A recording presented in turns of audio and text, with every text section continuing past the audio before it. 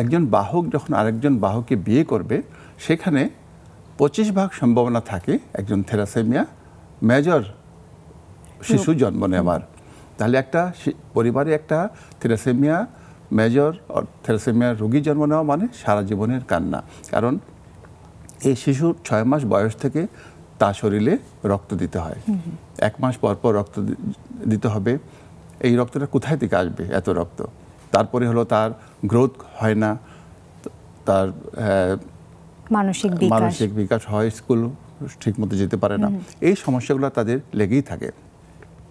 তবে এছাড়া যদি জানা যায় যে একজন ক্যারিয়ার, তবে সে সিদ্ধান্ত নিতে পারে যে সে পরবর্তীতে একজন ক্যারিয়ার সাথে বিয়ে যদি হয়েও যায়, সেই সব ক্ষেত্রে যদি একজন ক্যারিয়ার বিটা এবং ক্যারিয়ারের সাথে বিয়ে হয়, সেখানে সম্ভাবনা থাকে থ্যালাসেমিয়া বিটা থ্যালাসেমিয়া মেজরের মতো হতে পারে। আবার দুজনে যদি বিটা ক্যারিয়ার হয়, সেসব ক্ষেত্রে থ্যালাসেমিয়া মেজর একটা ভয়ঙ্কর একটা টাইপ জন্ম নেওয়ার সম্ভাবনা থাকে। আবার যদি দুজনই ক্যারিয়ার হয়, এসব ক্ষেত্রে কিন্তু আমরা বিয়েতে নিষেধ করি না, কারণ তার ঘরে যে সন্তান হবে ডিজিজ হতে পারে, এবং ডিজিজগুলো অনেকটা থ্যালাসেমিয়া মাইনরের মতো এক্সপ্রেশন, তার কোনো ব্লাড নিতে হয় না, তার অন্য ধরনের সমস্যাও কম থাকে। তাহলে এখানে সিদ্ধান্ত নিতে সহজ হয়, সে তার পার্টনার যে সিলেকশন করবে কিভাবে করবে। আর যদি একজন থ্যালাসেমিয়ার সাথে তার বিয়ে হয়, তখন এটাও ভালো চিন্তা করা যায় যে প্রিনেটাল ডায়াগনোসিস করা যায়। মা যখন, তার ওয়াইফ যখন প্রেগনেন্ট হবে, তখন প্রেগনেন্সি অবস্থায় 10 থেকে 12 সপ্তাহের মধ্যে আমরা প্রিনেটাল একটা টেস্ট করতে বলি, যাতে অনাগত শিশু সম্বন্ধে জানতে পারা যায় সে আসলে থ্যালাসেমিয়া আক্রান্ত কিনা।